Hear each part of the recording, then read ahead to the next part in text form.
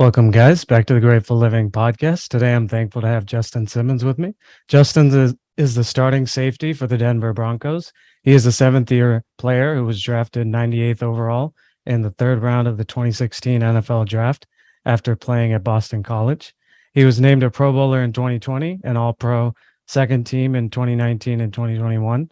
In his first 6 seasons in the NFL, he's had 453 tackles, 3.5 sacks, 21 interceptions, 49 passes defensed. He was chosen as Broncos nomination for Walter Payton Man of the Year award for 3 consecutive years from 2019 to 2021 and was selected as the inaugural winner of the Demaryius Thomas Team MVP award this year. Justin, thank you so much for joining us. Hey, my man, Arnaud, thanks for having me, man. I'm so excited to be here. Of course, thankful to have you on.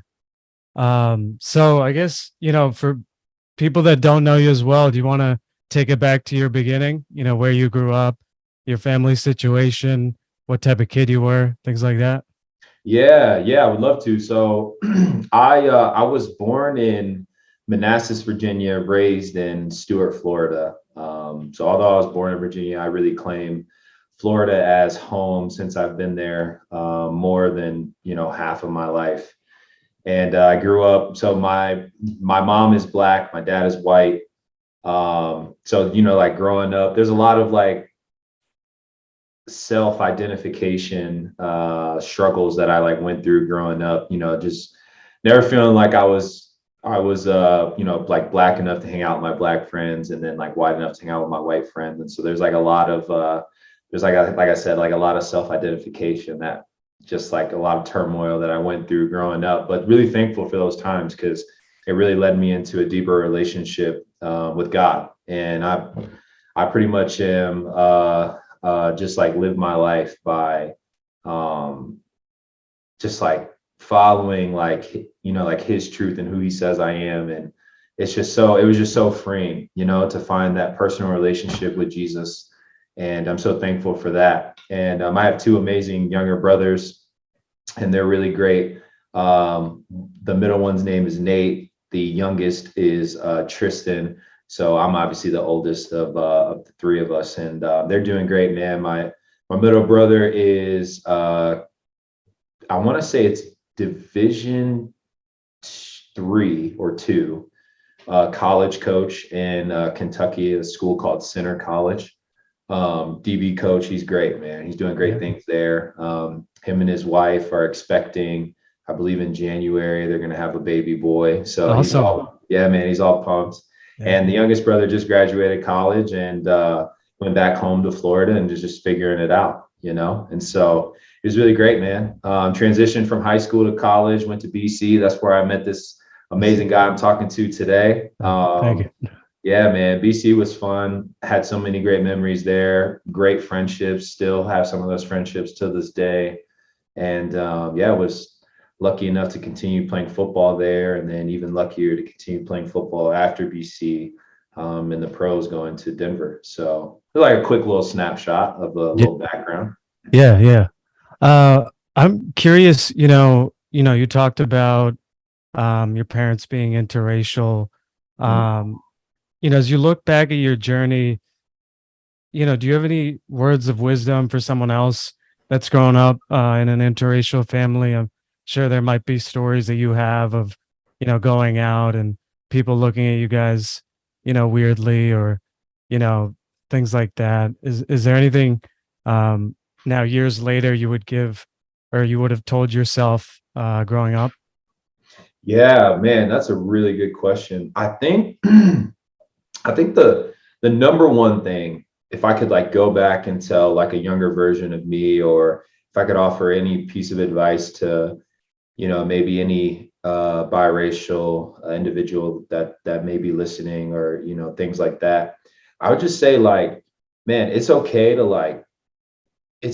kind of like not know. It's okay to be a little bit confused, but man, just like don't force yourself to fit into any friend group or anything like that. Just like be, unapologetically yourself, like whatever that looks like. I think a lot of the times, man, when I was growing up, I just, like I said, I had that turmoil of like, I never really fit in either spectrum. So like, I tried, like, sometimes it felt like I was trying way too hard on one end and that wasn't working out. So then I tried way too hard on the other end.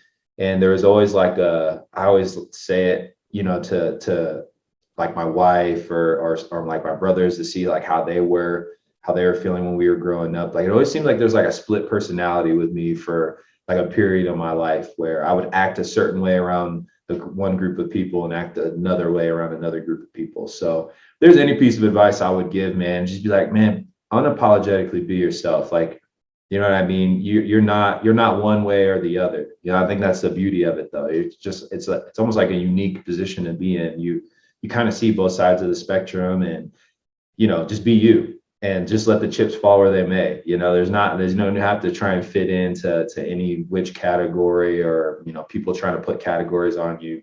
Man, you just fit in and find people, and you'll see that like people naturally gravitate towards who you want to be. And it's really cool once you hit that point. So I've always appreciated that. And I really appreciated my friends and the conversations I've had with certain people that have kind of helped me find that piece of me, and really help like bring that to the light so that I can really focus on being a better version of me every day. Yeah. You talked about God and the impact and religion has been in your life. I'm curious, how was that parents, grandparents? How did that become a part of your life? And can you, maybe, I mean, obviously this is going a little farther into your life, but it's something you've continued to be open about, and that's not always easy, especially maybe when you transition to BC and things like that. Maybe people thought you were soft, or even in the NFL, you've continued to rep Team Jesus and things like that. Just talk about your relationship with God. Yeah, man. Honestly, it's been such a great journey. It's been a challenging journey though too. I think a lot of ups and downs, and really for me, like my parents, man, did such a great job growing up. I feel like um, exposing me to like what the world is, what the world has to offer, and why a personal relationship with Jesus is so important. And they really helped me kind of find that relationship on my own and not like force it truly.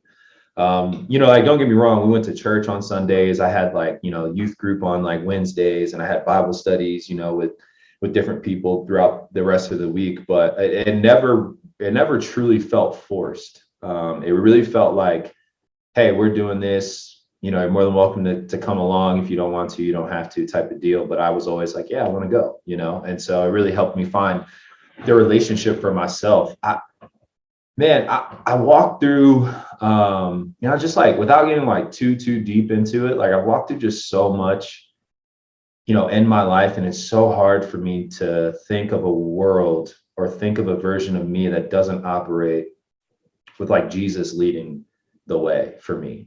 Yeah. And I'm so outspoken, and I'm like, super passionate about speaking about my personal relationship with Jesus, just because like I have seen what he's done, not only in other people's lives, but my own life. And I've seen how he's turned, broken things and turned them into a masterpiece. And I've just seen how he's worked miracles, like I said, in my life. And I would feel broken, I feel like, if I didn't share that good news with as many people as I could. And I'm not like beating you over the head, with a Bible or anything like that, but anyone that knows me knows I'm going to share what Jesus has done in my life. And it's just because like, man, I like really believe it. I've seen it. I've seen things happen. Like I said, in my own personal life, that just drives me to want to share what a personal relationship with Jesus looks like. And like I said, it's not always been easy. Transitioning into the NFL, there's a bunch of different guys, and you have a bunch of different cultures, a bunch of different religions, a bunch of different just backgrounds in general, how people were raised, and it's like a melting pot in that Yeah. locker room. And so it's not always easy to share and to honestly stand on firm ground of what you believe in. You got people that are constantly trying to prove, why, oh, God doesn't exist, Jesus doesn't exist, or, you know, this, that, or I believe this, and this is why it's better, or things like that. And I've never been one to like force or push anything on anyone.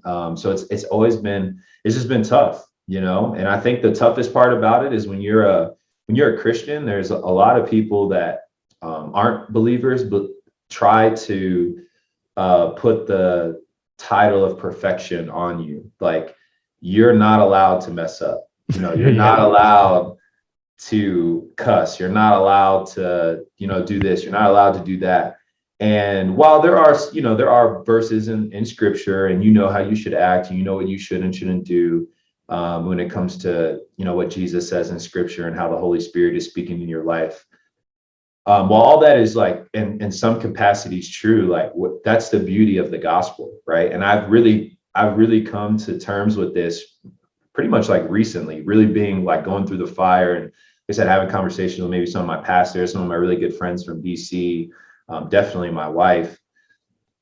It's like, that's the beauty of the gospel, is that like, man, I am broken, I am a mess, I am a sinner, right? Me of all people.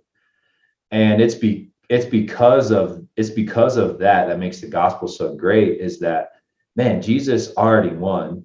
You know, he died on the cross for our sins, and it makes it so, like, just this like crucifying death, but it makes it beautiful because there's nothing you can do to accept your gift. Like, there's no works you can do. There's really nothing you can do to accept your eternal gift in Christ besides just claiming that he is Lord.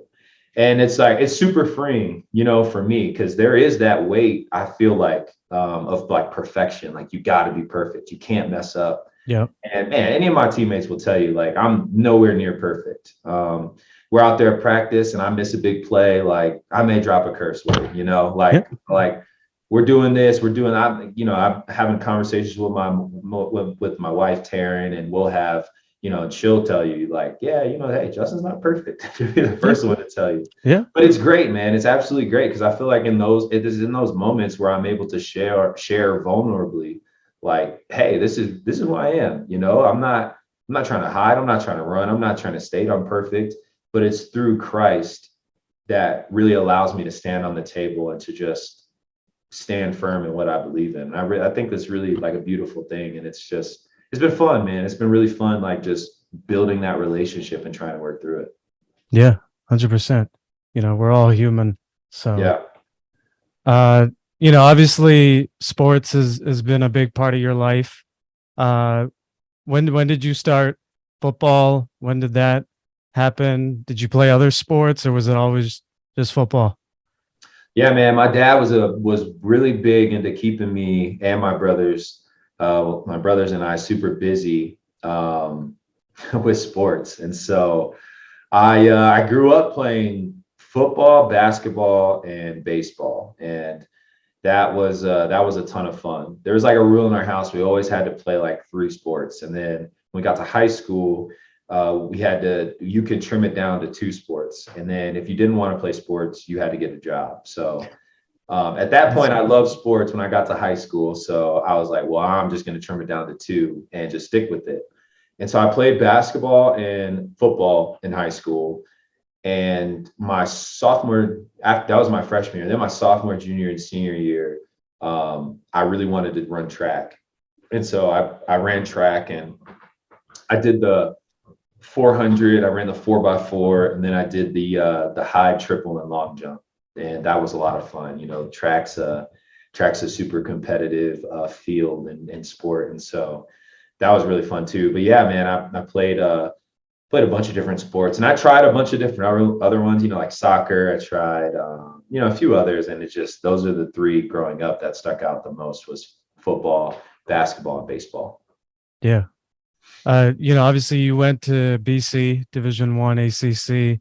Talk to us about that process. You know, as you look back, do you have any advice for, you know, high school players trying to make it to the Division One level? Yeah, man, that's another really good question. I think the number one piece of advice I always like to give kids that are, you know, shooting and eyeing to play Division One is, as much work as you put into your sport, that's as much of a reward you'll get out of it, you know? So like, man, I can remember in high school, like doing summer workouts, you know, doing extra workouts alone, doing workouts behind the scenes, doing workouts at my house, like really trying to, even in high school, like study the game of football and to help me understand it at a different level, maybe than most high schoolers. That was really what helped, I feel like, transition and help push me from or like to a bigger mentality. And like I can play at the Division I level, I can play with the best of the best. And even in transitioning from, you know, from college to like big time college football, I really had to focus on like what was really important and how am I going to stand apart and what's going to set me apart. And everyone works hard, right? Everyone's going to work hard. Everyone's going to do the extra workouts. Everyone's going to do this. Everyone's going to do that, which is what you should do. But then the next step is, man, being coachable and doing the little things off the field that make a big difference. And I think that truly is the number one, or those two things are like the number one thing that's going to set you apart. So like for me, putting that into example, being coachable, like still to this day, and once again, not perfect, but still to this day, like I try and remove like statistics and all these different things that people say or the numbers say or things like that. I try to remove that from football and like really focus on like what the coach is telling me and how that benefits like obviously myself and the team to get better. And I think that's truly what being coachable is. You're not always going to want to hear it. You're not always going to want to take it, but it's recognizing that there's something someone sees in you that you're missing about yourself, and it's only going to push you to get better. And once you can kind of realize that and focus on that, I feel like it really helps you take another step in your growth, both as a player and as a person in general. And then secondly, like doing the little things off the field, man, I feel like it's so important. It's just like the simple things that I feel like a lot of people miss. And it's just like being kind to your peers, right?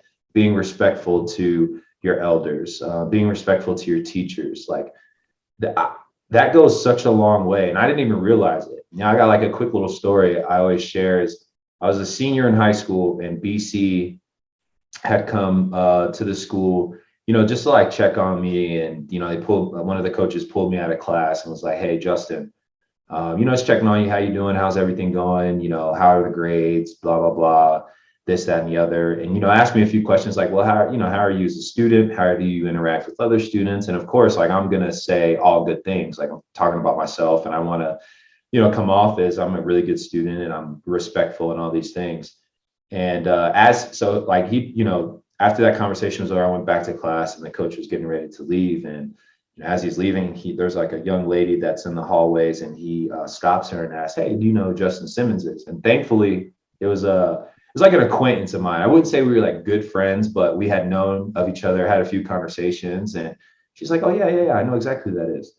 He's like, "Well, how is he as like a person, you know, like walking in the hallways, how would you describe him just as a person in general?" And you know, like thankfully there were some nice things said, because had it been some other students, you know, that I've had conversations with in school, that could have went totally different. That would, you know, all the way out into left field. And so it really puts into perspective, like right then and there, if it was a different person, how much of a trajectory, like how big of a change that would have been just in my life in general. Like maybe I don't get an offer to go to BC, you know, which means I don't get to play in the pros, which means I don't get to have like a certain platform to use to be able to talk and to inspire kids and the next generation and things like that, right? Like it really gets you thinking big picture. Like, yeah, my talent was good enough to play Division I, but my character would have been what held me back.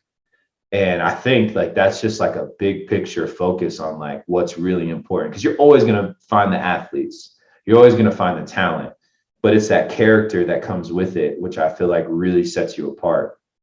So I always am telling guys that, you know, are really wanting to go to the next level and play big time ball, like, you know, as great as it is to focus on your athletics, and I know everyone will, you also need to focus on your character and how well you're treating people, because you'll be surprised how far that takes you. Yeah, oh, that's a great piece of advice. So BC, you know, it's hard to encompass 4 years in, you know, a small amount of time. But I Mhm. guess, looking back at some of the stats, 2013, you had 24 tackles. And then, you know, and then 2014, your junior year, uh, you started all 13 games, 7 at free safety, 6 at corner, and you had 76 tackles. Um, just talk about maybe that transformation from your sophomore year to your junior year. Yeah, it really started. So we transitioned my freshman year. We at the end of my freshman year, we let go of the Frank Spaziani and the rest of his staff, and we transitioned to Steve Adazio and that era. And so with Coach Adazio, Coach Don Brown came in, and I was saying like he's really like he's probably the most influential coach I've had just in my football career, period. And there was so heading into the spring, which would have been the first time the coaches really got to see the players practice in their scheme of the new defense, offense, things like that. I had to sit out that whole spring because I had an orbital fracture in my eye, which there's like a piece of bone kind of floating around, and really the only way to do it without having surgery, which would have kept me out even longer, was to just let it naturally heal. So I had to miss all the spring. And so I was kind of behind the eight ball. But then on top of that, I didn't set myself up for success. I really was preparing for failure. I wasn't studying my playbook. I wasn't as engaged as I should be because, I just wasn't practicing. And so it really set me up for just like a terrible sophomore season, like just awful. I wasn't capitalizing on all the opportunities I had. And so Coach Brown, called me into his office at the end of the year and was just like, "Hey man, listen, you like really pushed me and challenged me." He's like, "You're not good enough right now to play on this defense. Like you don't work hard, you're not studying the playbook. And if you keep this pace up, I'm gonna like push you to like get out of here. It's either I'm going to push you hard enough to succeed, or I'm going to push you hard enough to where you like break and you just leave." Like I remember that being the conversation. I was sitting there like mad. This is what I mean by like being coachable. Like I was mad. I was irate. I was upset. And I remember calling my dad, like, "Dad, I want to quit. Like I want to go home. I want to play basketball. Like I just want to come back home to Florida." And Wow. he was like, "Oh, no, no, no, no, no, no, no." He was like, "No, no, we're not doing that. You gotta," I had a full ride, which a full scholarship, which at the time, I don't know what it is now, but $60,000 a year, at BC. My dad was like, "You are not coming home. So I don't care Yeah. what the coach said. I don't care what you think is right. I don't care what you think is wrong. You're sticking it out." So I was forced, to stick it out. And thank goodness I did. I'm really thankful that my dad and Coach Brown challenged me. So I took it personal, and man, I just like changed my habits, the way I approached the game, really almost going back to what I had done in high school, right? Instead of being comfortable and knowing that I was going to play and this, that, and the other, like I really pushed myself to be consistently like uncomfortable in that setting. And long story short, that's really what helped push me to have a pretty good junior year. And then going into my senior year, like I really challenged myself on another level to kind of like one up that. And so it was just that moment in time with Coach Brown in his office after my sophomore year, where he really was just like, "I'm not gonna baby you, and you don't deserve to play. I don't care how much better you are than the other guys on the team or this or whatever the case may be. I'm going to push you either way. So I'm either going to push you hard enough to the point to where you succeed, or I'm going to push you hard enough to the point to where you retreat and you just transfer out or you leave." And man, what a trying time, in my life that was. It was really difficult, and there was a lot of pain, there's a lot of tears, there's a lot of sadness, but I was really thankful for it. Obviously now, in the moment it Yeah. was tough, but now I'm super thankful for it.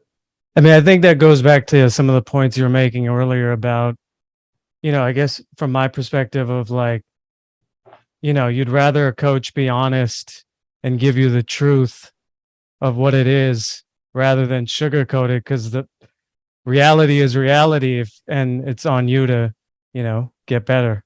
Yeah, no, 100%. You hear so many stories of coaches, and they're doing it for a bunch of selfish reasons. And man, I was just super thankful for Coach Brown because he really wanted what was best for his guys and for his players, and in that instance for me.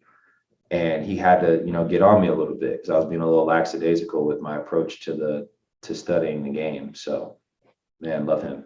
Yeah.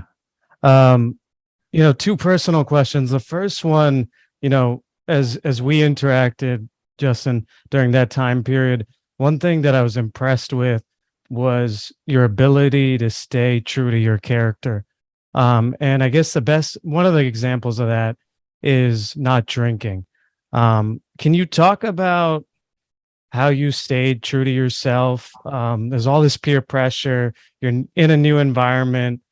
There's parties. It's college, but you never let peer pressure or any of that get to you, and that's a hard thing to do when you're surrounded by it. Um, can you talk about that aspect and how you do that? Yeah. Yeah. At that point in time in my life, it was really weighing like what was more important to me, like the now or the dreams and aspirations I had for myself in the future. Right. And so, heading into college, like one of the biggest reasons was heading into college. I was in a long distance relationship, with my girlfriend who now is my wife. And so, the first 2 years she spent at Presbyterian playing Division I basketball. Then the next two, she transferred to Florida State just to finish up school. Excuse me. And that was it, just did like intramurals and things like that. And so like, one of the first things was just like, we always talked about how even through the ups and downs of our relationship of long distance, like we both wanted our first like drink to be together, like at our wedding, right? And we both felt like that would be something like really special to do, and would obviously be like really hard to do. And I think the biggest point on top of that would have just been I really had there was really no like factor, like there was really no motivational factor to kind of do it. It was never my character in high school. And I seemed to fit in fine once I found that balance of like who I really was and who I really wanted to be. And honestly, too, like I didn't want to be, I didn't know how I'd react to having, alcohol. I saw how I think all things are good in moderation. Like I don't think, as a Christian, like it just says to be sober minded. And I think you can have like, even now to this day, like I have glasses of wine, I have some drinks when I go out, to dinner and things like that. But it's really the intent behind it, right? Like if I'm going out to a party, am I going out to get drunk, or am I going out to genuinely enjoy like conversations with people that like I love being around? And more times than not, when you're going out to a party, it's the former. And it's just about having a good time. And alcohol, a lot of people tend to pair alcohol with that. And I just didn't want to disappoint God in my decision making, regardless of what the people around me were doing. And also another big point was like I was accepted for that, which I think is huge. Like I felt like if I had a lot of people in my life or no people in my life that like shunned me for that, like I had no friends because like, oh, Justin doesn't drink, he doesn't want to hang out, he thinks he's better than us, then I think that would have pushed me, because like you said, peer pressure is hard. I think that would have pushed me to a point where maybe I would have caved, like who knows, right? But I'm so thankful for the people that God had placed in my life, because I felt like they were accepting of who I was and what I stood for regardless. And those people, they weren't even like, some of them weren't even believers. Like some of those guys were just friends on the football team that I was like, man, I can respect that, man. That takes a lot to kind of stand up for what you believe in, and like you're cool in my book either way, which I didn't realize at the time, but that's like something I needed, and so I'm super thankful for that. So as much as I'd love to take credit for it, there's so many people in my life, always, consistently, constantly, that are helping me be the best version of me. And I'm just so thankful for that, man. I think anyone that's had success in their lives, period, I'm willing to bet, like, you go back and think about some key moments. It's really, I bet there's a good bit of it of you that persevered through some hard stuff, but I bet on the other end of the spectrum too, there's some really solid people that have kind of helped you get through that. And so for me in college and that whole, like not drinking phase, a lot of that had to be with me being surrounded by good people that kind of helped me, through that time. Yeah. And my second question was actually going to be about Taryn. Um, you know, when you're 17 or 18, and you get into a relationship and you're going to be long distance for 4 years. I mean, that feels like a million years, right? When you're 18 years old, 4 years can feel like a long time. Do you have any advice on that process and how you guys persevered through those 4 years? Woo! Yeah, it was tough. Yeah. It was tough. I'd actually be interested. I mean, we've talked about it a bunch, but I'd be interested to hear her take on it too. Yeah, it's just so hard because like you feel like, I don't know, man. Once again, I was just so blessed to be around such good people. So, excuse me. There was really one time where it was like really hard for us. That was like our junior year, and I remember thinking like, even though we were in a bad space, like if we can make it through this, there's no doubt or question that like she's the one, And it's not like anything serious happened. Like neither one of us cheated on one another. We didn't break like the rules we had for one another. It was just like a priority thing. Like it felt like, man, we haven't seen each other in a while. We're both not really making each other a priority. And in some instances, like we both really weren't like trying to, even after making it apparent, we both weren't trying to make each other a priority even more. So it was just like, what are we doing this for? And there was like that lull. In our relationship. And man, I remember like being like so upset that I was just like, man, I'm going out. Like, I'm gonna go out. I plan on doing like having a drink with maybe one of my friends. Like, I forget it. Like, what was the whole point? I wasted, at this point, it would have been my junior year. So I'm like, I wasted like 2 years of college trying to be faithful and just do things the right way, with Taryn and things like that. So like, I'm just gonna go out tonight. Not that I haven't been to parties before, but like there's always just been that factor of like, oh yeah, I'm just here to, hang out. I'm the sober one. I'm here to make sure my friends get back, safe, X, Yep. Y, Z, whatever. Yep. So I was like, I'm going. And I remember like, man, I remember going out. I remember having fully intended to, like have a drink and just kind of like see where the night goes from there. But then I remember going to the party and I remember like looking around, man. I just remember thinking to myself, like this is it. Like, I don't know, like I looked at it through a different lens before, like I said, like I just didn't really know what to expect, what I thought I was going to experience. But then like now that I was going out to actually experience it, like before I didn't have a drink, but before I even could like go get a drink, I just remember looking around and like looking at like what was happening, just like the scene in general, just thinking like, man, it's not worth it. Like I remember like I don't have like an investment into any of the relationships in that room like I did with Taryn. And am I willing to throw away all of what I've built from sophomore year of high school when I met Taryn, or freshman year of high school when I met Taryn, all the way up until now, just because we were hitting like a little bit of a lull? And at that point, I was like, man, if she's worth it, I gotta find a way to like fight for that instead of just finding excuses and being petty. And it was really all because I chose to go out and I just like saw the scene of like, like the hookup culture and just the party culture. And like, I just didn't, it wasn't enticing. Like it didn't look fun. It didn't seem like something that I'd enjoy. So, I chose Taryn. And it wasn't easy, like it wasn't like that night I ran home and got on a Zoom call and, with her, like, it took like weeks, maybe even months. It took a conversation for us in person. When we both were able to get back home in South Florida. But man, it was at that time, at that party where I was just like, yeah, I'm choosing Taryn. Like, this is not what I want. This doesn't look fun. This doesn't look like something that I'd really truly enjoy. Maybe on the surface level, temporary enjoyment would be there. But in the long term, I know like this is not something that I want to do. And yeah, man. And once we kind of like fixed that patch, like I said, like I knew she was going to be the one. And it was that summer, heading into my senior year, where we had like multiple conversations where I was like, yeah, I'm going to propose. And, I proposed to her heading into my senior year. We spent our senior year of college engaged. And then right before we got drafted to Denver, that's when we got married, April 1st. So it Yeah. was amazing. No, it's amazing.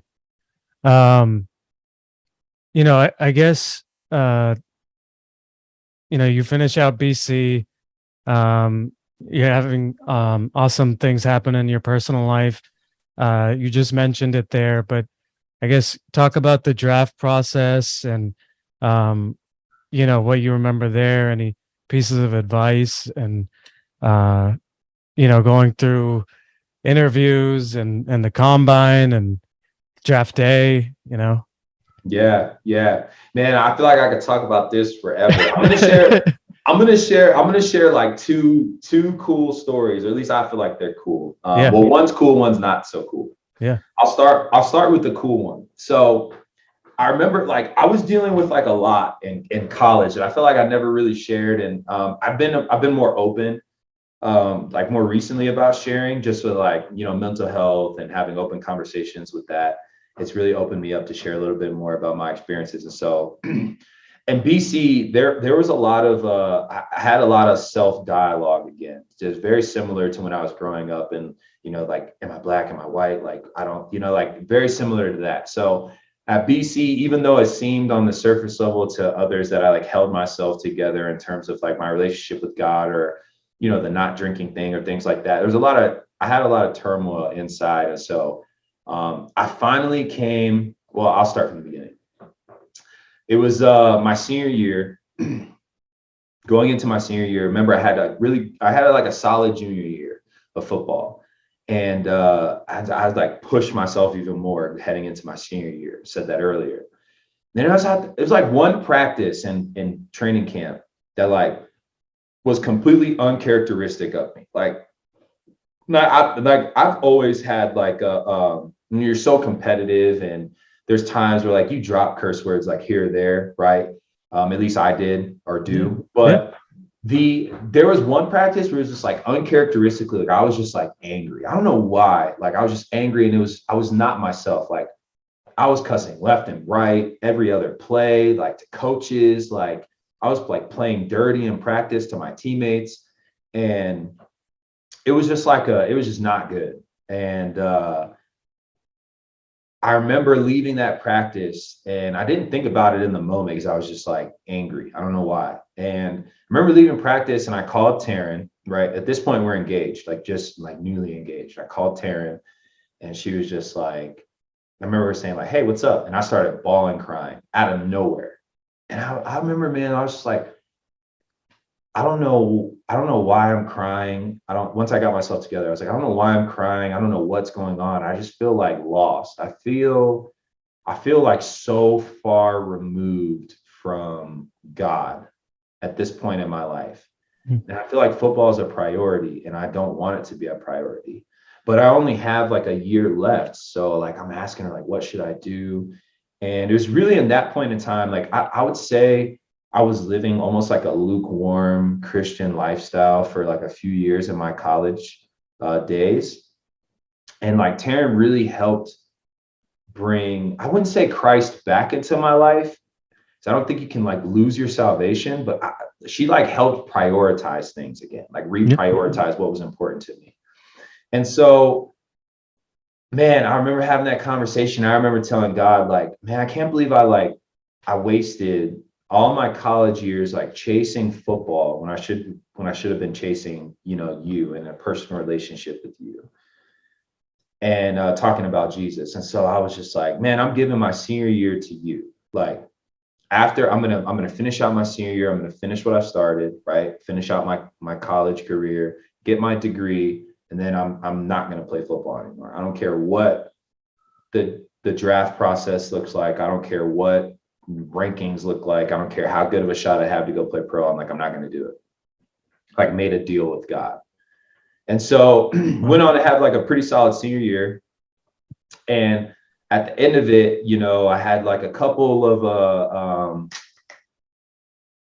with agents. I don't know why that word was slipping my mind, but I had a couple of agents reach out, and I was just like, oh, I'm honestly not really, I don't think, considering the NFL. I think I'm just gonna start my own family, start my own life, and just kind of move on, right? Told a few agents that.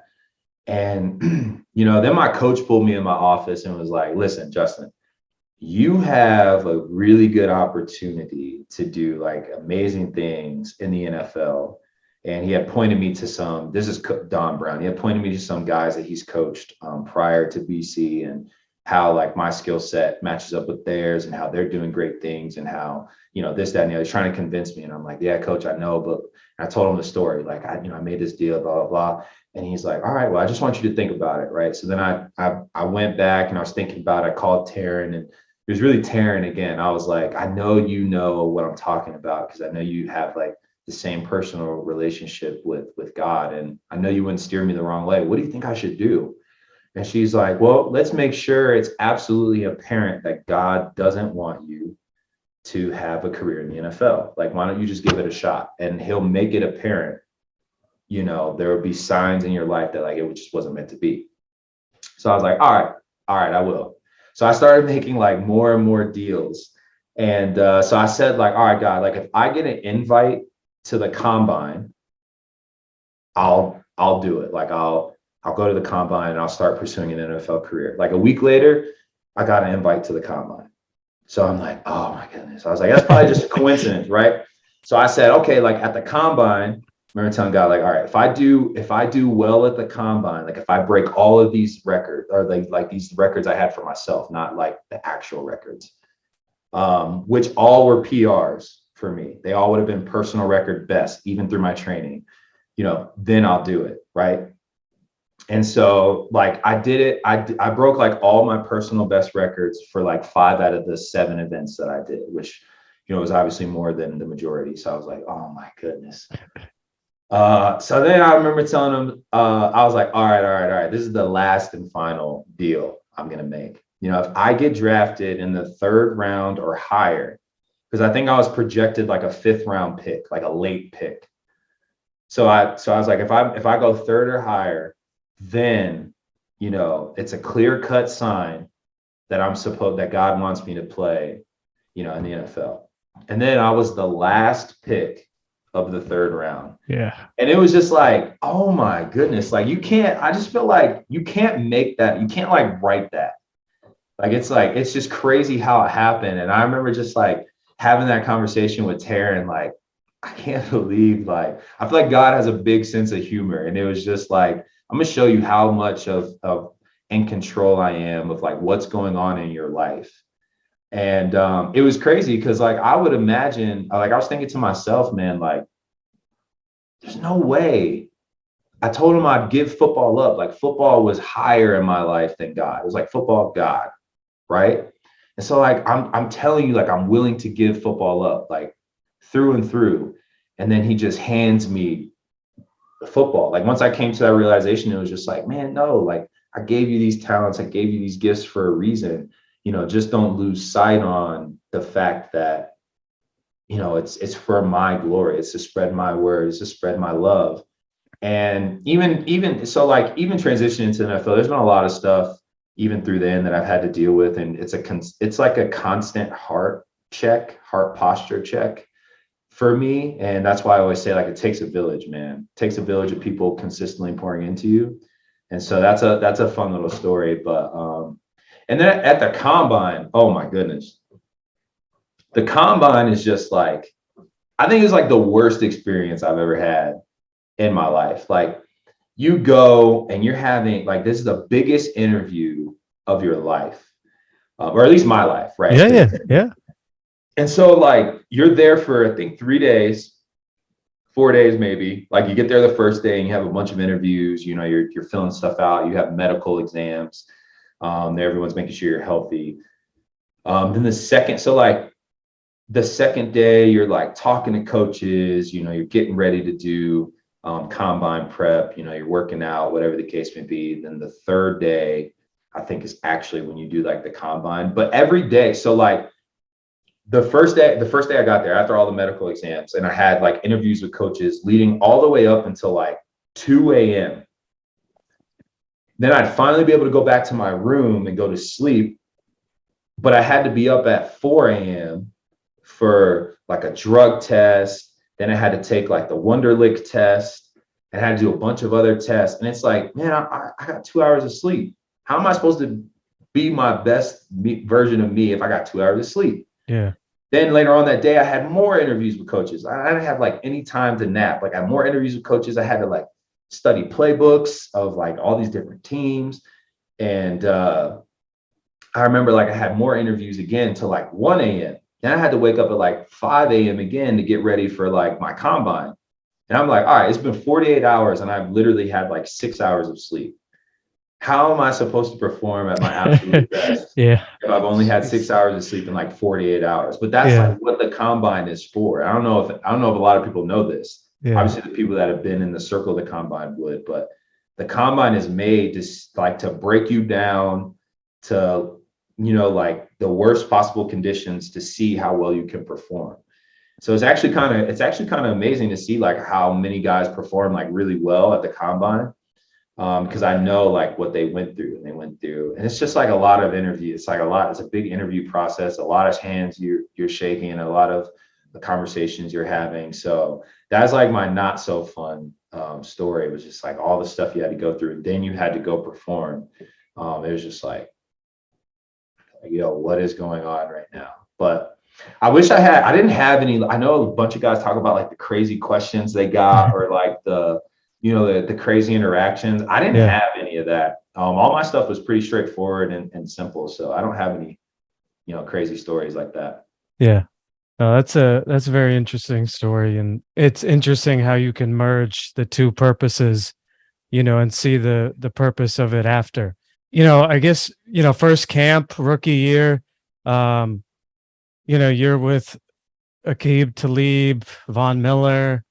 Um, there's, they're just coming off of winning the Super Bowl. That's a lot. How any advice on first year in the NFL? A lot of people don't make it through camp. You got through it. Yeah. Woo. Man, that team was special, man. I remember watching them too, like watching them play the Panthers in the Super Bowl. Like, man, that is a really good football team. And that's like a really good defense. Like you think about it and you bring up statistics, like that might be arguably like one of the best defenses to play football, period. Like think about the road they went through and how they did it. It was crazy. But so like, yeah, transition into that. Whew. I just remember being so nervous. Like, here I am, a young rookie, don't know anything about anything. And now I'm in a room in the secondary, like I'm in a room with, like you said, Aqib Talib, TJ Ward, Darian Stewart, Chris Harris Jr., Bradley Roby, like the no-fly zone is there. Then I'm in a huddle, in some practices, and Von Miller's on one side, DeMarcus Ware is on the other. Brandon Marshall's playing linebacker. Like it seems like there was like studs all over the field, right? And I was just watching you guys on TV, and now I'm in the huddle with you. And as a safety, like in some aspects, like I'm supposed to lead the huddle, which you talk about, like, yeah, it could be a little intimidating, being in that huddle. And man, once again, man, like just the people that God surrounds me with is just like, it's a testament to him, man. And I'm just so thankful because I couldn't have asked for better veterans to start off my career. Like anything that I've accomplished so far in the NFL and, will continue to accomplish is all because of the guys that I got to start with. TJ Ward, Darian Stewart, Aqib Talib, Chris Harris Jr., Robe. There's just so many guys, man. Obviously Vaughn, I got to play with, all the way up until last year. Like, there's so many guys that just like, I'm just like a sponge. I'm just trying to take in as much information, as much knowledge as I can, and like mold it into my own. And I'm so thankful for those guys, man, because they really helped. I feel like they really helped like kickstart my career like on another level. And being able to play with them and to get advice and to see the game the way that they see it. Just super thankful. And then obviously transitioning, from that group to Kareem, and then, I've got to play with Kyle Fuller, AJ Boye, Bryce Callahan. I mean, there's just so many guys. Now I'm playing with Pat Surtain. Like, just so many guys that I'm playing with now. And it's the same thing. Like, even though I've had some guys that have helped me on my way now, like, I'm still learning, I'm still growing, I'm still trying to figure out how to become like the best player I can. And all these guys have like really and truly helped me. So now on top of my coaches, but it's just been great, man. Like, it was really fun. And that camp was hard.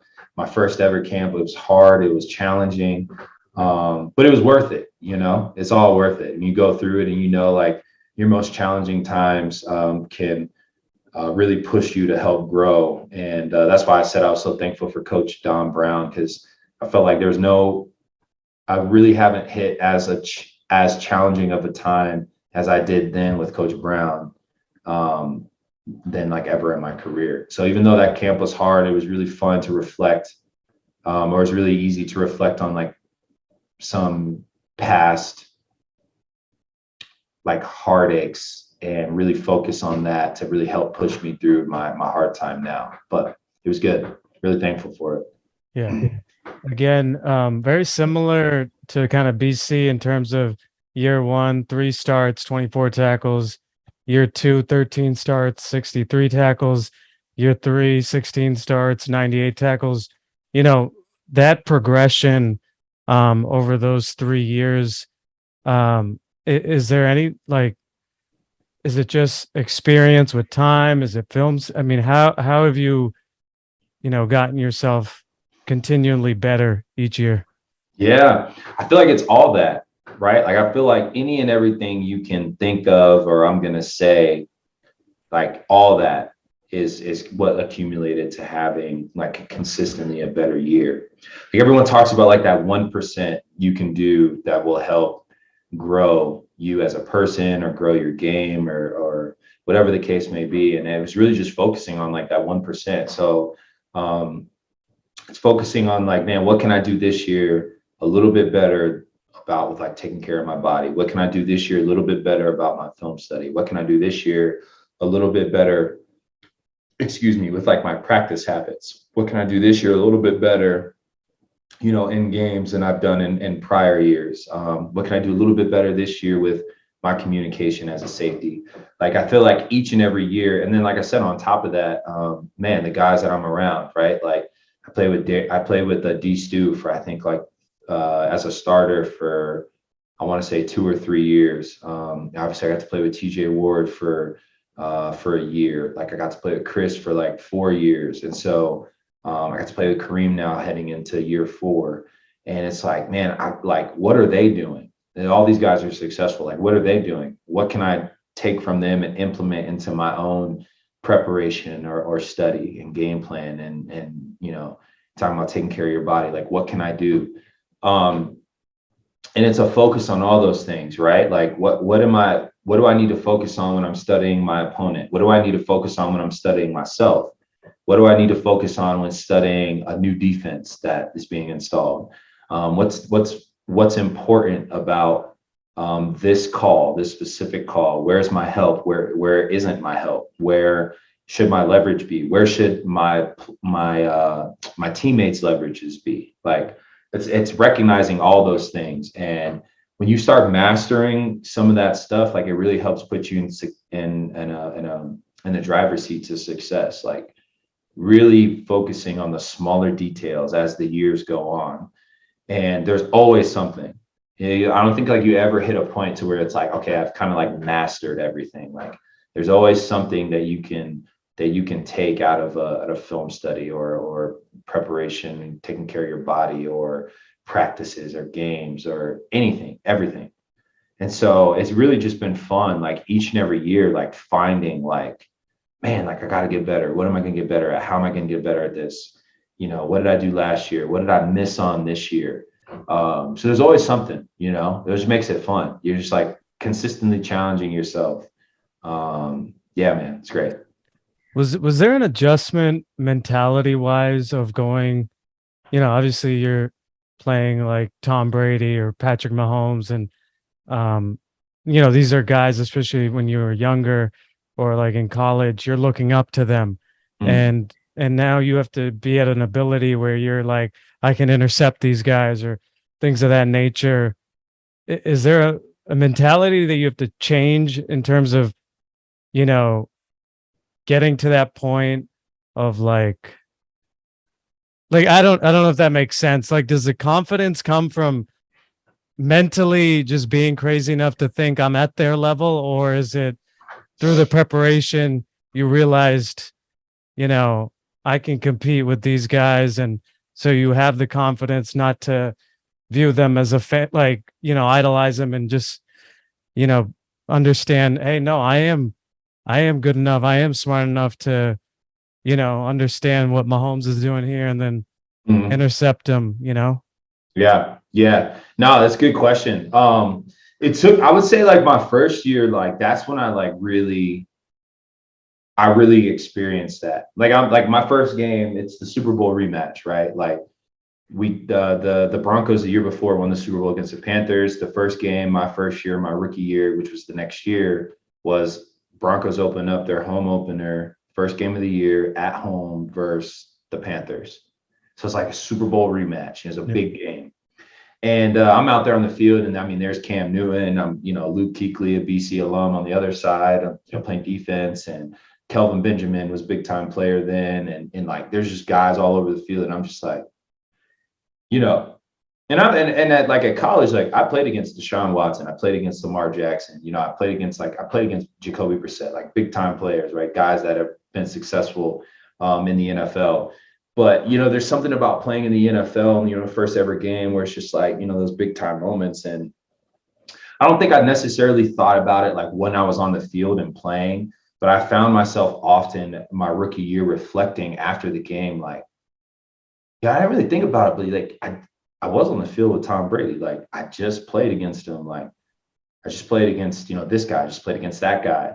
And I went back and I'm like, man, I made some plays. Like obviously I'm a rookie. I made mistakes. I missed a lot of plays, but like I made some plays. Like I can do this. Like that's really where the focus and attention to detail came in. Like, yeah, I can really do this. I could play big time ball against the best of the best and be successful more times than not.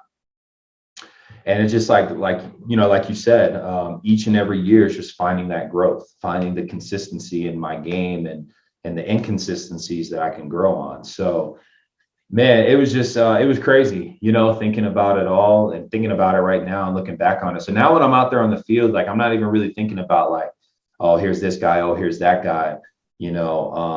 I'm thinking about, like, man, like how can I make a play for my defense? How can I set the defense up for the best success on this drive or on this exact play? What is the offense trying to do to? So in the moment when I'm out there, I'm not even thinking like, oh, like there's Patrick Mahomes. Like, man, what a great talent he is to the game of, to the NFL, to the game of football. Like the way that he can read defenses, he could throw the ball uncanny, unlike any other, quarterback that we've kind of seen. I'm not even really, when you're out there on the field, you're just like, all right, I know his skill set, I know what he can do. How am I going to defend this? What am I looking at? What is the offense asking? What is the offense presenting? That's just like the mindset almost, and I'll have plenty of time, to reflect after a game or even when I retire, to truly appreciate the guys that I got to play against, the teammates that I had, which makes it fun. But yeah, no, it's definitely, I would say like I experienced it the most my rookie year, those first few games. I'm like, these are big time players. I watched these guys like my whole life playing football. So it's pretty cool. Now is it like a two-time All-Pro. 2021, you became the highest paid safety. There are guys like Travis Kelce who call you the best safety in the league. What's motivating you? Is it, you know, becoming a Hall of Famer? Is it, looking at the number of interceptions Ed Reed or Ronnie Lott has, or what's your motivation, or what's your driving force with football? Yeah, I mean, to answer that question simply, two answers. Personally, for me, it's obviously Hall of Fame. I think on a personal level, like what a absolute honor it would be, to have worked so hard in many different areas of my life to reach that ultimate goal. But more importantly than that, a team goal. And I think I put the team goal kind of above my own goal, but it's a Super Bowl. Like since I've been in the league, and this is going into year 7 for me, I've never experienced even a playoff game. And I feel like this offseason we've acquired so many different pieces. Obviously, Russell Wilson being the biggest one. And but man, like I really want a Super Bowl. Like I don't. It's to the point now where like I don't even care. Like obviously, I'm gonna do it my absolute best, and I'm gonna do the things that I need to do, and I have my own personal goals. But like, man, put my goals to the side. Like, what can I do to help this football team bring home another championship? Like that's like the ultimate goal. And that's what I'm the most focused on. And man, I'm just excited for that. Yeah. Maybe some more personal type questions, but during this time, you've become a father of 2. How has parenthood and fatherhood changed you? What impact has that made on you? Oh man, it's the best. Becoming a father is the best experience and feeling in the whole entire world. I'm besides like my marriage, the day that Taryn and I got married, and the day that I was, saved and accepted Jesus as my personal savior. The 2 days, and then we have a third on the way, where I got to be in the room and hold our babies as they were delivered. Just like I can't even explain it. It was just like an overwhelming feeling of joy. And then to watch, like Lainey, now our oldest is 4, just to watch her grow into like the little human that she is, and how she sees the world, and how she's talking to us, and how she's learning. Like it's just so much fun. I get so much more joy out of being a dad, and out of, for her like asking me questions, and for her to like look up to me, and for her to be excited when I come home after a long day of work, and to run and give me a big hug, and for her to say like, Daddy, I missed you, or Daddy, I love you. Like there's no better feeling than that, in those moments. And man, just being a dad is just it's such a joy.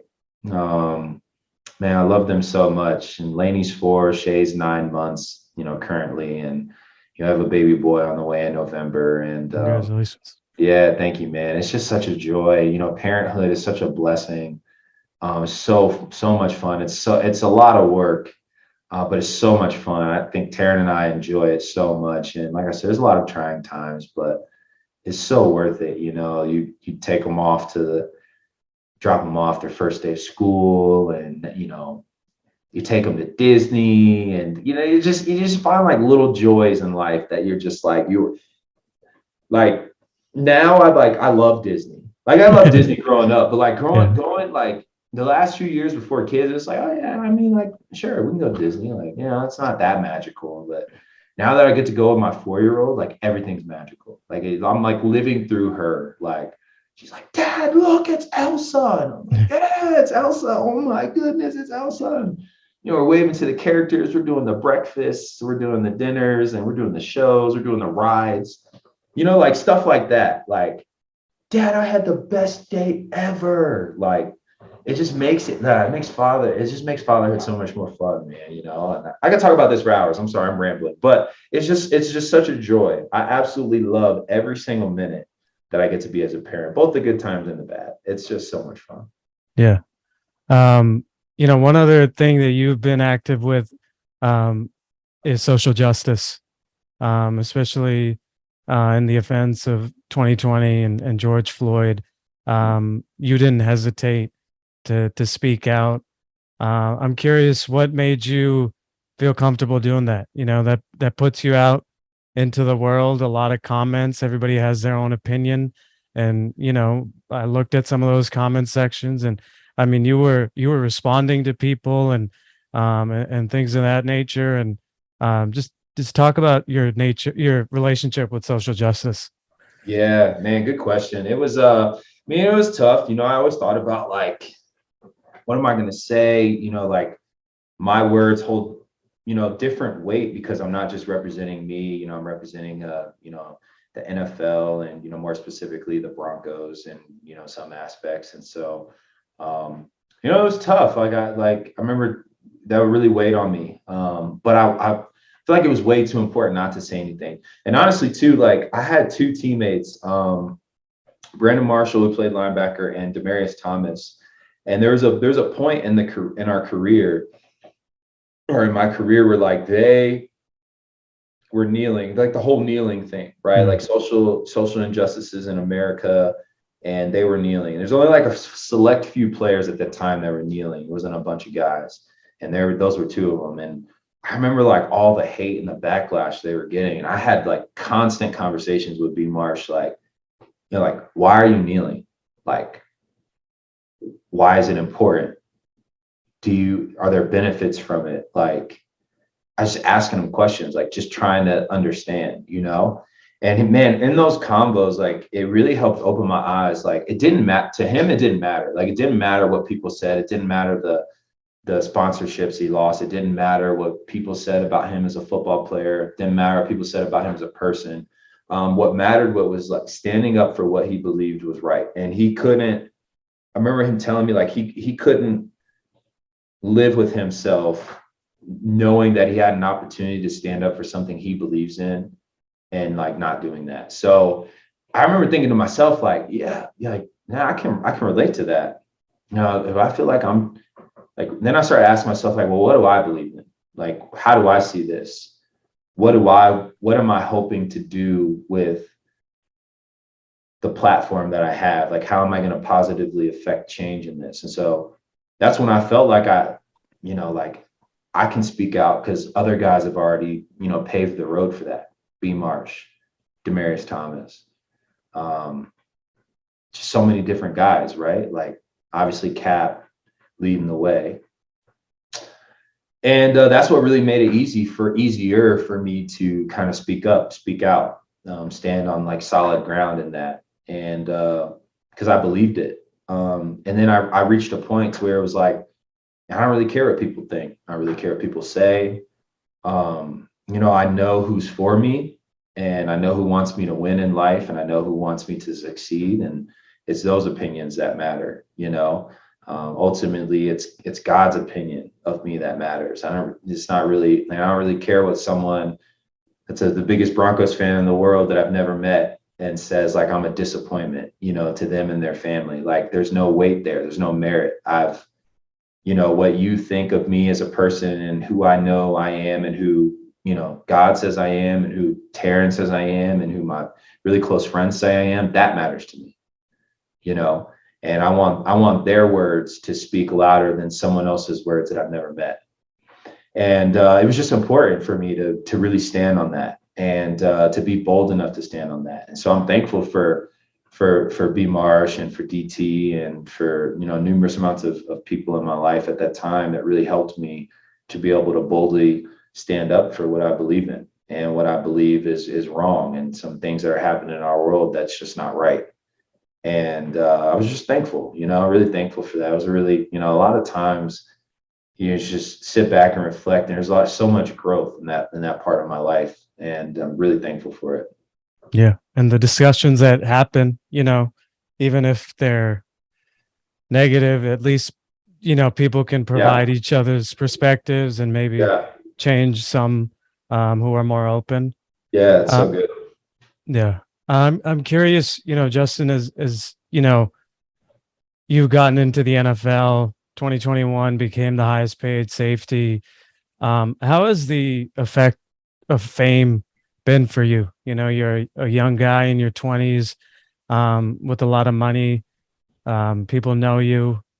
Um, maybe people ask you for money, or, Mm, people try to become friends with you mm. for different intentions, um, and you're a nice guy, and you want to provide good to the world, but trusting can be hard. How has fame been? Yeah, it was a transition. It still is. I feel like I'm still transitioning. But once again, I hate to sound like a broken record, but it's the honest truth, man. Like the village of people I'm surrounded by just like helped me so much. My wife being the biggest one. I have a firm foundation to consistently lean on. I have sounding boards that I can bounce ideas off of. And I think the biggest thing that I've had to learn was like it's okay to say no to a bunch of different people, a bunch of different things. Like I've had to say no to close family. I've had to say no to some friends. And once I was in a space where I was comfortable doing that, it's just made everything else so much easier. And everyone thinks like, because you're, in the NFL, at least for my first 4 years, obviously I got the, extension, just last year, but everyone thinks just because you play in the NFL, like now you're like a millionaire, like you have tons of money, like you can just waste money on ideas and really cool things. And sometimes, a lot of the times, like people would bring really good ideas, but it's just like, man, listen, like I don't have it, like I can't do it. I'm Yeah. sorry, it's a no. And it's having those tough conversations. And man, you want to say yes to so many different things and so many different people because like they mean well and they're trying to do good, they're trying to do the right things, but you just can't do it. I think it's also important. I said it to kind of start, but just like who you're surrounding yourself with. Like, are you surrounding yourself with people that are constantly asking and it seems like bringing you down in instances? Are you surrounding yourself with people that are constantly building and trying to find ways to help build your brand and what you believe and what you stand up for? Because those are important, right? You don't always want people asking and picking pieces of you to kind of just like benefit themselves. Like you really want people around you that are there for you. And it's like those people that you recognize and that you're really thankful for and that you want to build around and you really build something special. And obviously I've with the Justin Simmons Foundation and there's just so many different things. I've built such good relationships in the Denver area with so many different nonprofits and politicians and there's so many different organizations that are doing just such great things for our youth. It's just been so fun to get to interact with them, on a daily, monthly, yearly basis, and just to find out, like, man, what can we collectively do to just better the lives of those coming after us? And it's just been fun. But yeah, I mean, the biggest thing is just finding, you got to have someone in your group, if it's not you, that can say no. Like, well, let me point you to my financial advisor. Maybe like I'd love to. Like, let's see what we can do. Let me point you to my financial advisor, and then he says no for you, or she says no for you, or Yeah. maybe it's pointing you to your agent. Let him or her say no for you. If it's your spouse, let him or her say no for you. But you got to be able to say no because you're not going to be able to say yes to everything. And honestly, there's a lot of times where not everyone deserves your yes as much as you'd want to help or as much as you want to do. Like there are some things I think it's more valuable to lessen your field of view. So it's not really about like how much can I do? It's about, well, what can I focus on that's really going to help make a difference in these key areas? Maybe not the big picture, focus, but like that narrow vision of like maybe three things that I directly am impacting on a daily, yearly basis, whatever it may be. Yeah. Talk to me about ego. Because, obviously I knew you in college, and talking to you today, obviously things have changed in your life, but I don't get the sense that, you think, excuse my cursing, but like you're the shit, or that you're above people, or I don't get the sense that the lifestyle or anything has changed you. How do you stay so grounded? Yeah, man, my village of people. They're just such a solid support group, man. I'm so thankful for them, and honestly, it's believing it too, though. Like I'm really not anything special. I'm not any different than any other person that's doing anything in the world. The person that's working a normal 9 to 5, maybe sitting at a desk, like or a teacher, or just like any other person in the world. Like there's no difference between them and myself. I think for me personally, like I think there's like there's this attachment to, because I'm in a rare tax bracket, because I'm on TV, because I have a certain platform, that makes me better than, which is not the case. It's recognizing that, one, like it's not mine anyway. Like this platform, this temporary platform that I have, the money that I have, um, the followers, the fame that comes with it, like all that's not mine anyway. Like if it wasn't for the grace of God, I wouldn't even be here in the first place. So it's recognizing, man, like, all right, I'm in a unique position to affect like positive change. Like, how can I do that? How can I consistently find ways to empower, the generation that's coming after me, to empower the generation coming after them, and so on and so forth, like that snowball effect.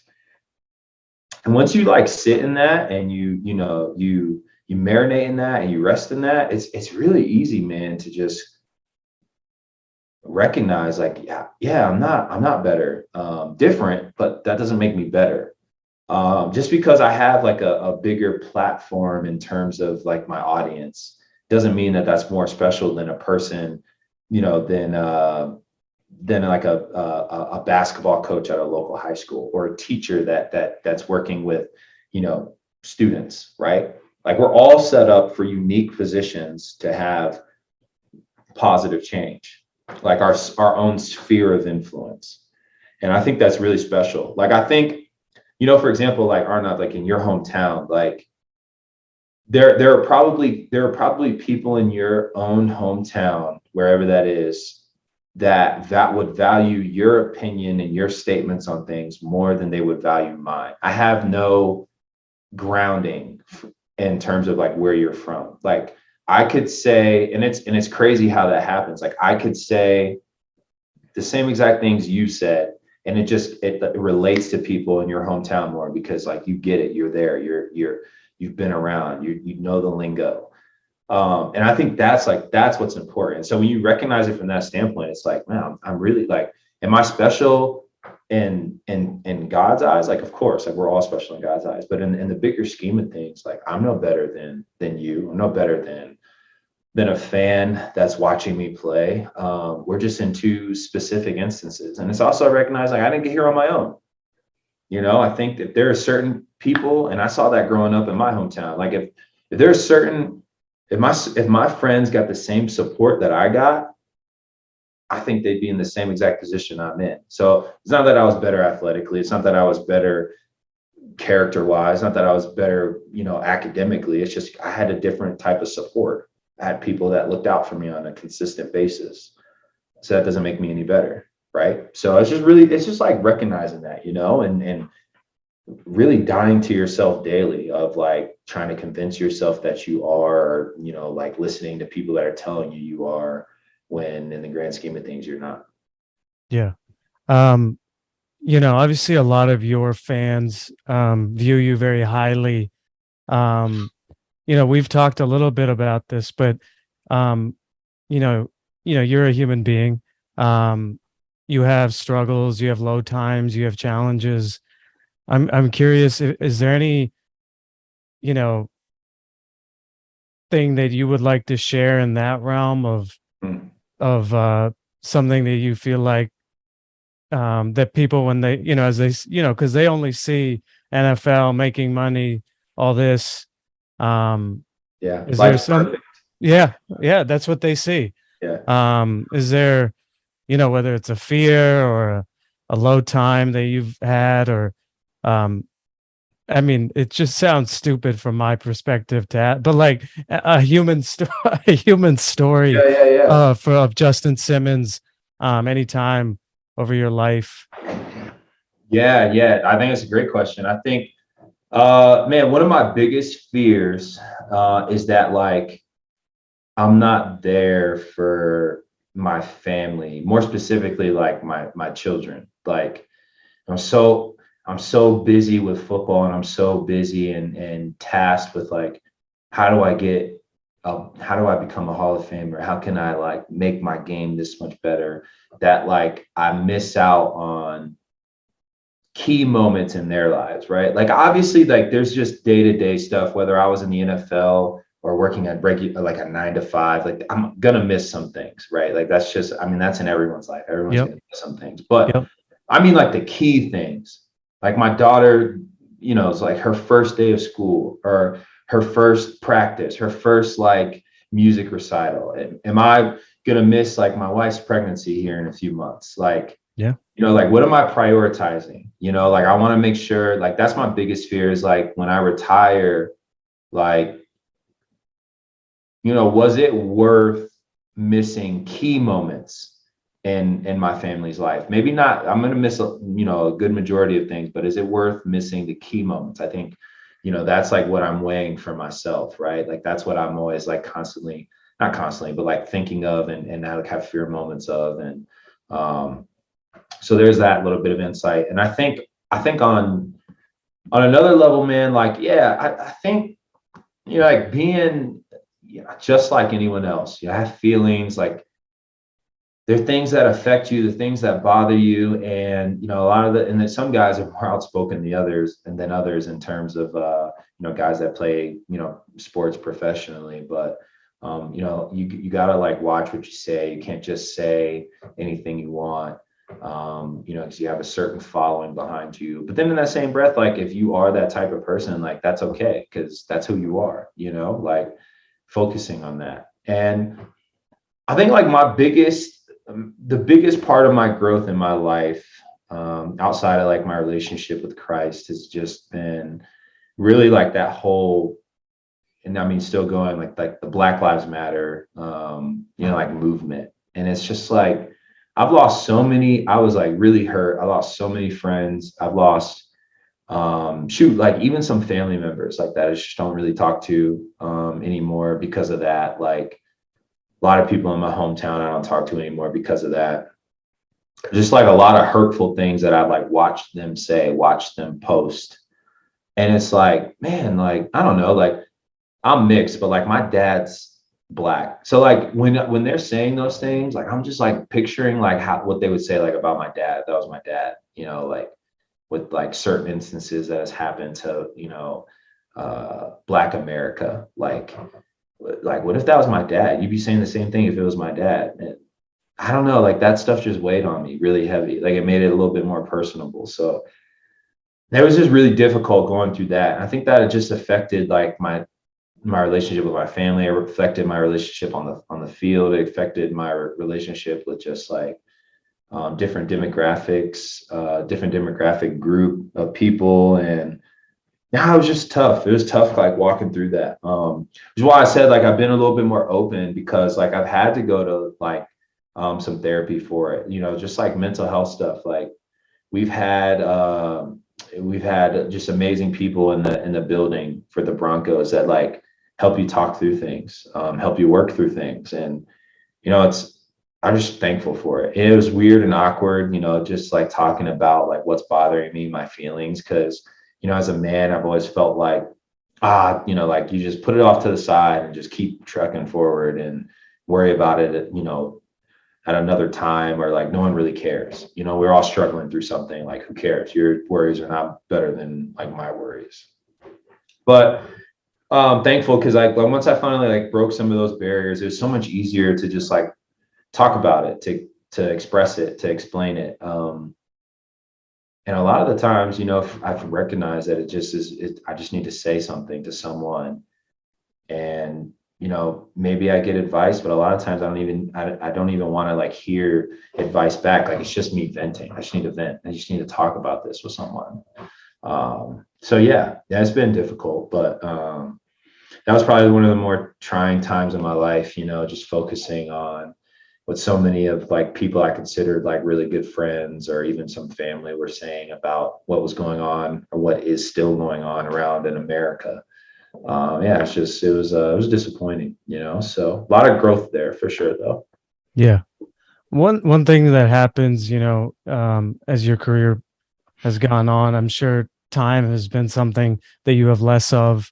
I'm curious, how have you handled friendships and things of that nature, and um, just the fact that you don't have the ability to be available. And I'm just curious, how have you, whether someone from college or something like that, maybe, has anyone said you've changed up, or like, and how do you handle that? Is that more, it's family, football, and then anything else, or how have you handled that aspect? Yeah, that's been tough too. Honestly, I haven't had too many people in my life, that were friends or even some family that have said like that I've switched up or anything. There's been a few, and yeah, it's unfortunate, but you just like move on, as as blunt as that sounds, you move on. And you try not to put any more weight in it than is necessary. I mean, like, and that the reality is like, I mean, yeah, like people change, like I'm not the same guy I was my senior year, my junior year in college. Like I've changed. I do have different priorities, right? I don't have time to do X, Y, and Z the way that I used to. I just changed. So that is true. I mean, there is some truth in that. I think Yeah. everyone changes. You're not always going to be the same. You have different priorities. You have to, you provide for your families, and you're trying to start a family, and you're in courtship with someone, or whatever the case may be. Like you do change.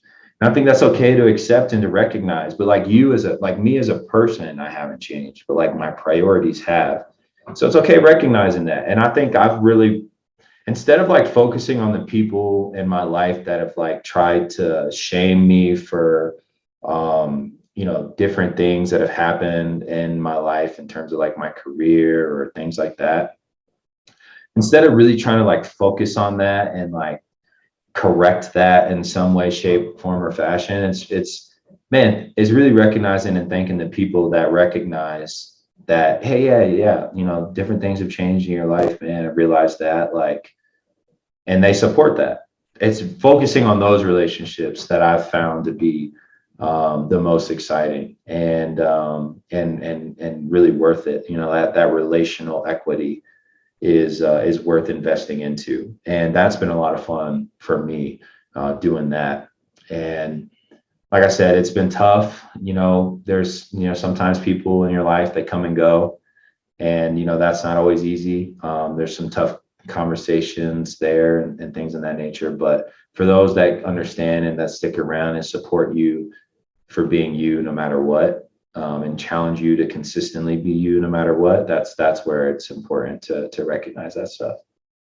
Yeah. At the intro, I talked about how, you've been a three-time Walter Payton Man of the Year nominee for representing the Broncos, and you won the Demaryius Thomas Team MVP award.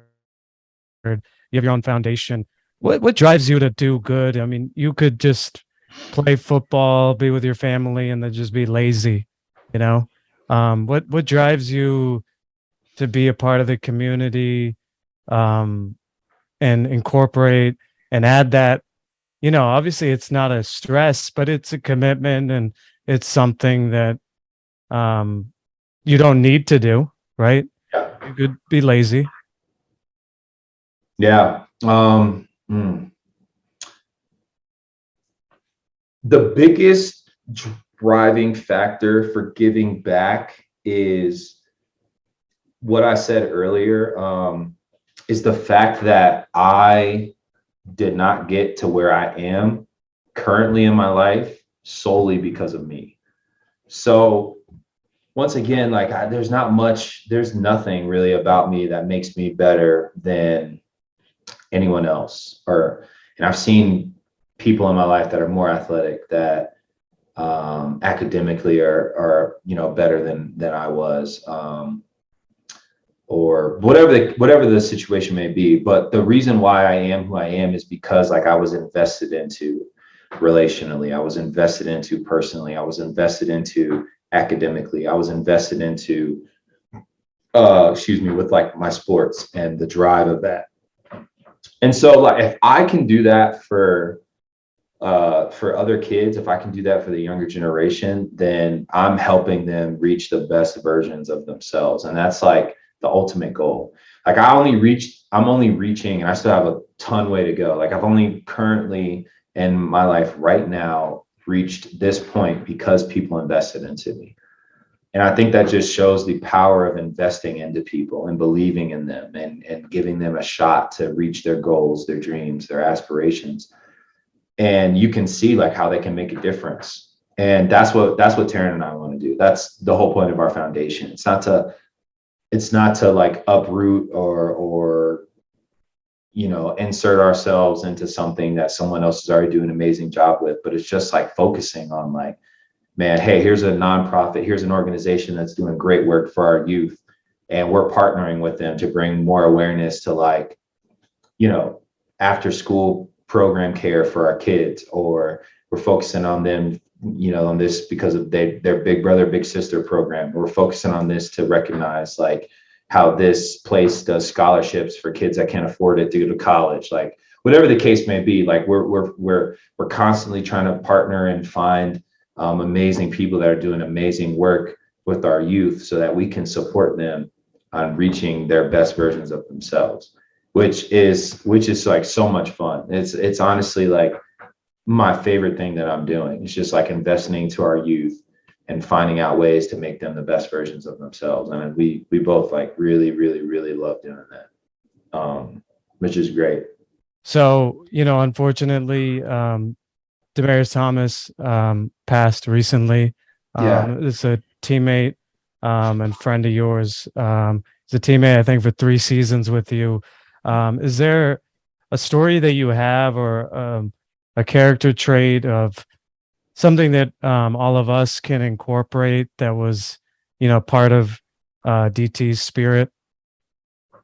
Man, DT was arguably like one of my favorite teammates I've ever had the honor of playing with. And it's just, so unfortunate with his passing, because he's really a big part of like what I do and why I do it. DT really was the one that helped me realize that like, man, no matter how talented you are, it's always important to give back. And he was like really big into the Boys and Girls Club. I mean, to the point to where like he didn't even want people to know he was going.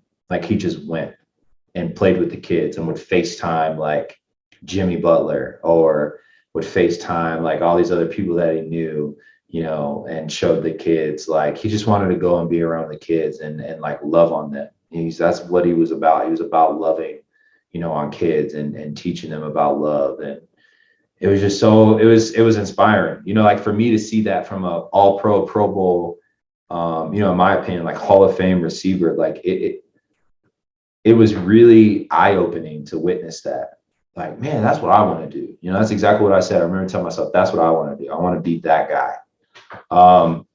And a cool DT story that I have, my rookie year is how I knew he was just like different. He was just a different person.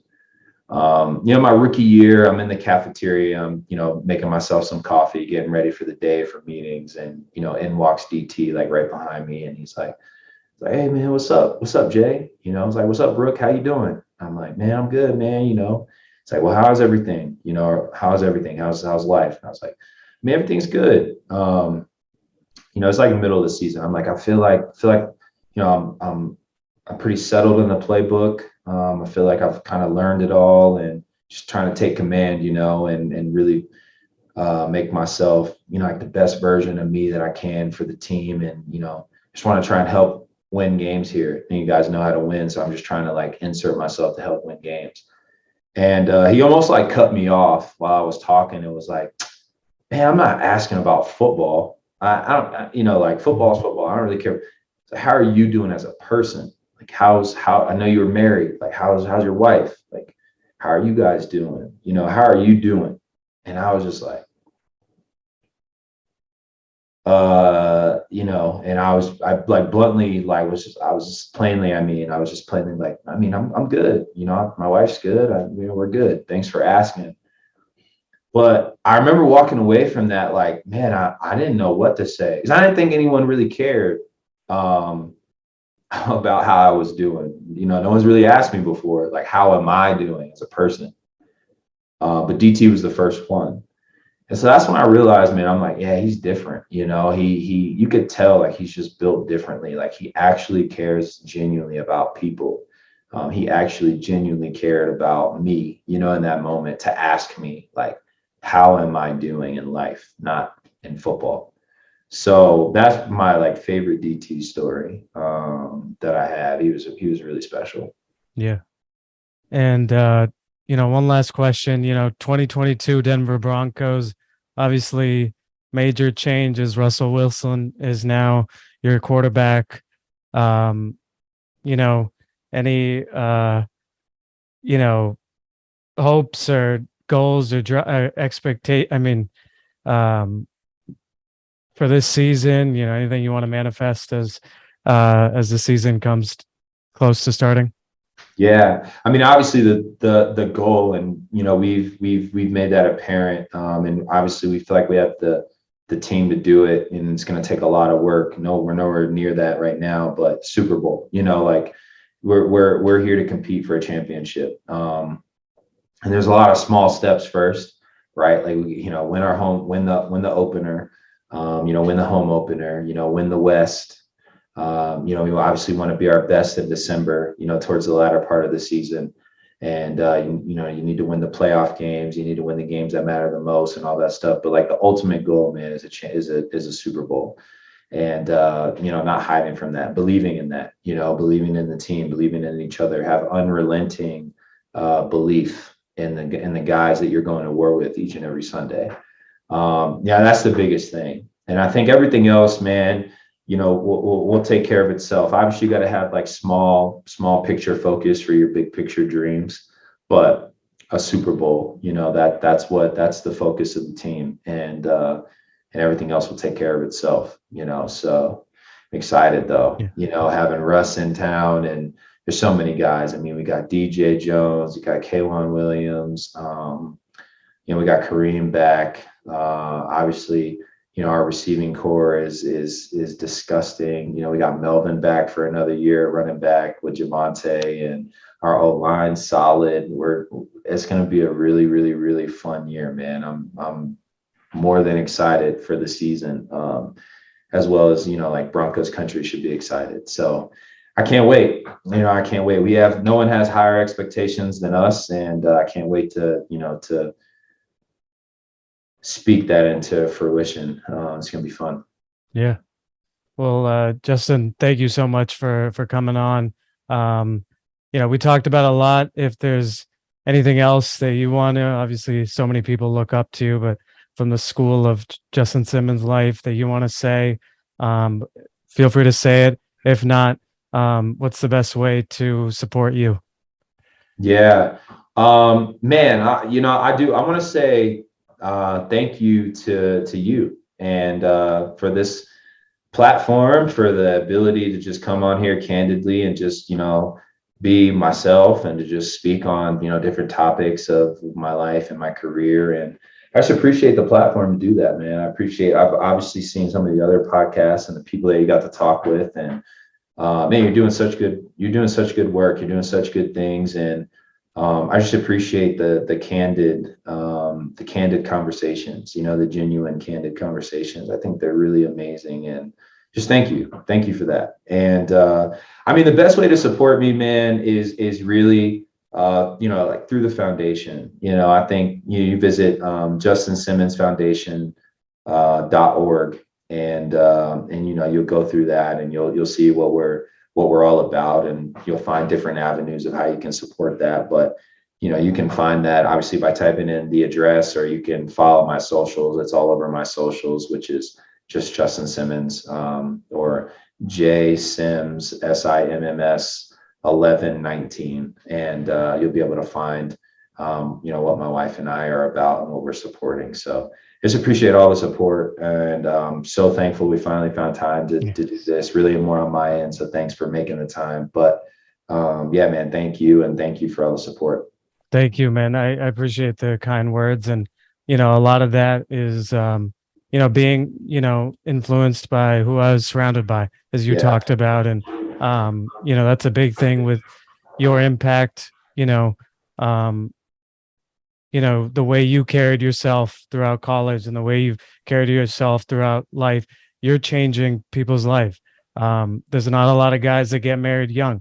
There's not a lot of guys that have 4-year long-term relationships. There's not a lot of guys that are open with their relationship with God and doing acts of service. And there's not a lot of guys that, speak up for, the BLM movement and or put themselves out there. And just the way you carry yourself on and off the field.